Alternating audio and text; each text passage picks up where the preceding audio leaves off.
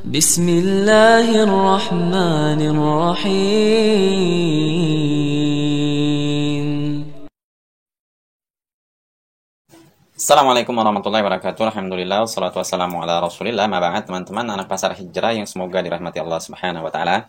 Masih menanggapi terkait kasus Harry Pras, yang mana di saat itu Harry Pras dipersekusi oleh santri-santri dari Aswaja, yaitu dari Nahdlatul Ulama. Dan berita ini teman-temannya, sekarang mungkin banyak sekali orang menonton video yang mana Harry Pras ini seakan dibikin malu oleh santri tersebut. Namun kenapa di sini Harry Pras tidak membalas mereka? Lalu juga ada yang bertanya, kenapa Mas Heri datang ke sana sendirian, tidak bawa tim, tidak bawa pengacara, tidak bawa polisi, dan tidak bawa apa ini itulah. Karena saya punya itikat baik, dan saya merasa kalau mereka adalah orang-orang baik. Itu yang ada di pikiran dan hati saya. Saya merasa mereka adalah orang-orang baik yang akan memperlakukan saya dengan baik karena itikat saya sudah baik. Terus apa Mas Heri tidak marah ketika diperlakukan seperti itu, ditoel-toel? No, saya tidak marah. Mungkin dengan hal seperti itu, dengan perlakuan oknum tersebut, biar masyarakat saja yang menilai. Saya doakan semoga Harry Pras ini dalam keadaan baik-baik saja dan selalu dalam lindungan Allah Subhanahu wa taala. Karena kita membutuhkan sosok seorang Harry Pras ini yang selalu mengingatkan kepada perbuatan-perbuatan yang khurafat, yang menyalahi di dalam syariat agama Islam.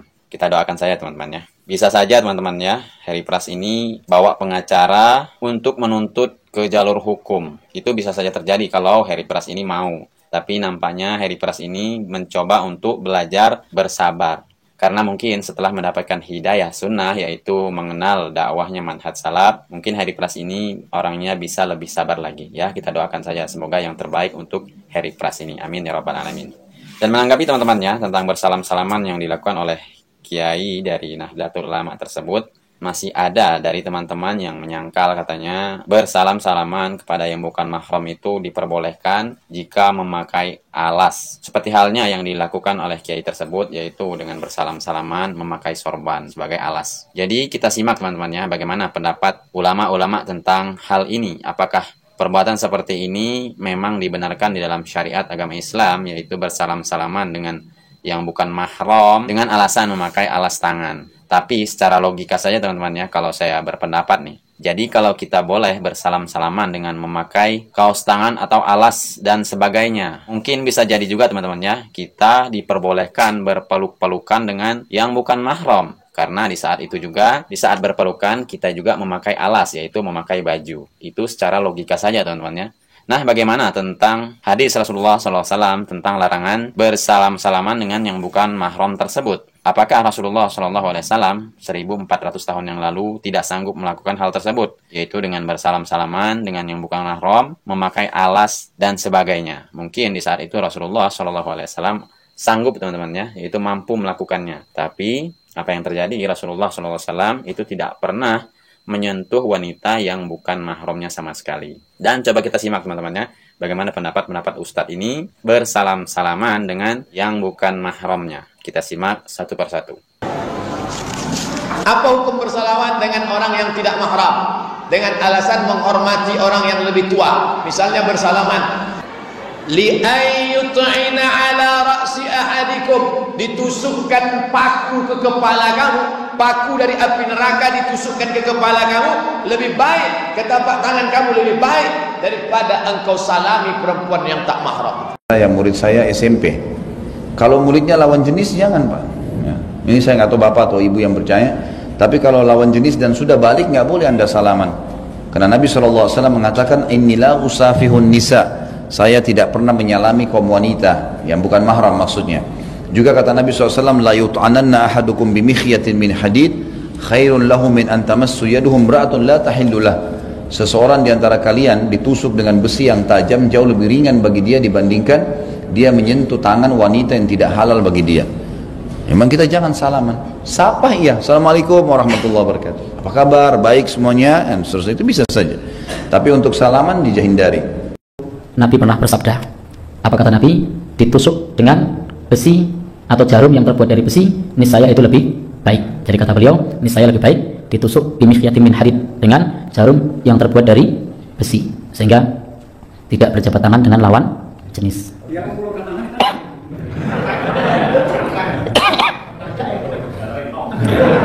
Baik, dia mengulurkan tangan. Ternyata kalau yang mengulurkan tangan sudah sepuh, kalau masih bening Iki fikih suka mendi.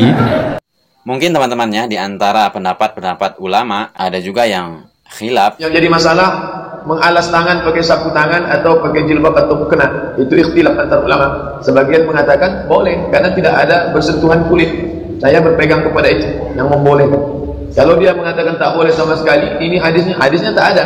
Itu ijtihad dia. Namun apabila kita meninjau di zaman para sahabat, tabi'in, tabi'ut tabi'in, bagaimana mereka menyikapi tentang hadis ini. Tentu mereka sanggup teman-temannya untuk melakukannya, yaitu berjabat tangan atau bersalam-salaman dengan yang bukan mahram dengan menggunakan alas tangan tersebut. Namun nyatanya tidak ada riwayat satupun dari para sahabat atau dari para tabi'in, tabi'ut tabi'in melakukan hal tersebut. Jadi yang paling rajih kalau saya pribadi teman-temannya itu berpendapat memang mutlak bersalam-salaman dengan yang bukan mahram itu haram hukumnya. Karena kita melihat nas dalil dari hadis Rasulullah SAW dan mayoritas pendapat para ulama. Dan sangat sedikit teman-temannya ulama yang memperbolehkan yaitu bersalam-salaman dengan memakai alas tangan tersebut.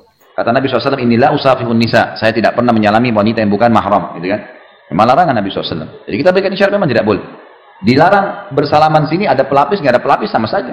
Jadi di dalam masalah ini teman-temannya kita menyimpulkan mana pendapat yang paling rajih atau yang paling kuat di antara pendapat para imam-imam atau para ulama-ulama tersebut. Itulah mengapa Harry Pras mereaction video kiai tersebut memperbolehkan bersalam-salaman dengan yang bukan mahram. Karena sependek pengetahuan saya, kata Rasulullah SAW, seorang laki-laki lebih baik ditusuk dengan besi yang tajam daripada menyentuh tangan wanita yang tidak hadap baginya. Tapi di situ kita juga melihat bahwa kiai menggunakan peliput tangan ya, dan kemungkinan itu ada hukum syariatnya yang belum saya ketahui.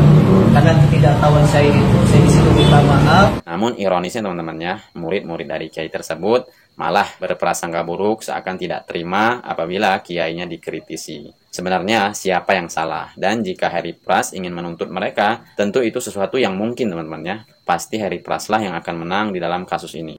Ya semoga saja teman-temannya kita doakan yang terbaik untuk Harry Pras dan untuk teman-teman yang sudah membuli Harry Pras, semoga mereka mendapatkan hidayah dan segera meminta maaf kepada Harry Pras. Sebagai penutup, marilah kita selalu belajar tentang agama Islam ini teman-teman ya.